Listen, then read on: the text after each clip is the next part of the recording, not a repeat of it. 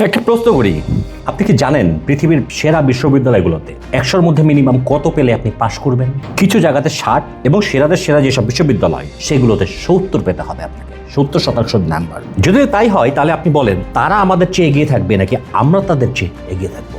Japan, Korea, Singapore, Malaysia এইসব দেশগুলোতে যে মূল্যায়ন, এই স্ট্যান্ডার্ডটা অনেক হাই। সেখানে শুধু পরীক্ষায় নাম্বার পেলেই হয় না, ল্যাব অ্যাসাইনমেন্ট, গবেষণা, ক্লাসের উপস্থিতি, এগুলো সব কিছু হিসাব করে তারপরে সেখানে রেজাল্ট কনফার্ম করা হয়। এই সবগুলোকে সেখানে গুরুত্ব দেওয়া হয়, সবচেয়ে বেশি গুরুত্ব বেসিক্যালি এইসব জায়গাতে দেওয়া হয়।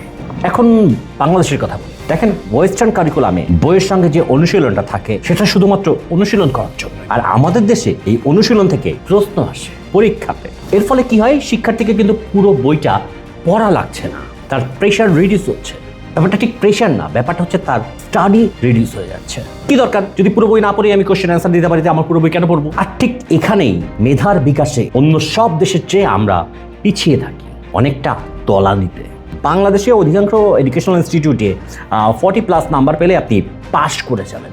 আমি বলছি না যে এটা কালকে 60 করতে হবে বা 70 করতে হবে, বাট সেই 60 বা 70-এর পথে তো অন্তত আগাইতে হবে আমাদেরকে। দেখেন, সহজ পরীক্ষা দিয়ে কখনো দক্ষ মানুষ তৈরি হয় না। Practically this is impossible. আমাদের যে গ্র্যাজুয়েটরা, এদের সঙ্গে পৃথিবীর সেরা ভার্সিটির গ্র্যাজুয়েটদের যে পার্থক্য, সেটা কিন্তু মেধাই নয়, সেটা মূলত শিক্ষা ব্যবস্থায়। সেই শিক্ষা ব্যবস্থাটাকে রিপেয়ার করার চেষ্টা করছে বর্তমান সরকার।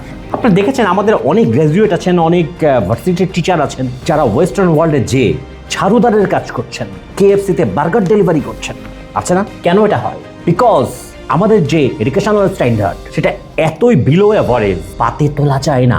বেসিক্যালি ভালো ল্যাব, ভালো শিক্ষক, গবেষণার সুযোগ, প্রযুক্তি নির্ভর শিক্ষা, এগুলোই শিক্ষার মানে পার্থক্য তৈরি করে দেয়। আর এগুলোকে সবকিছু কন্ট্রোল করে একটা কঠিন মান নিয়ন্ত্রণ ব্যবস্থা।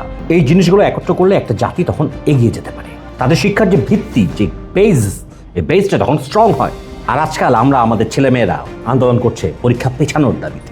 পরীক্ষার হলে গার্ড যেন সফট হয়, প্রশ্নপত্র কঠিন কেন, এই জন্য আমরা আন্দোলন করছি।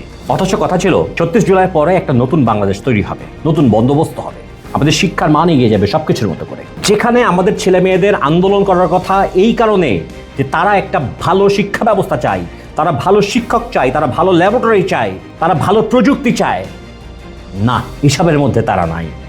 এদের দরকার সব কিছু রেডিমেড, গেলাম, লিখলাম, পাস করলাম, চলে আসলাম। না, দিস ইজ নট এডুকেশন। এভাবে হয় না।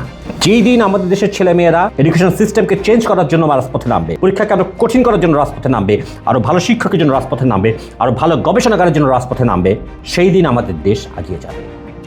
আর যেই জেনারেশন কোনো মতে পাস করে যেতে চায়, নকল করতে চায়, সেই জেনারেশন কোনো পরিবর্তন আনতে পারবে না।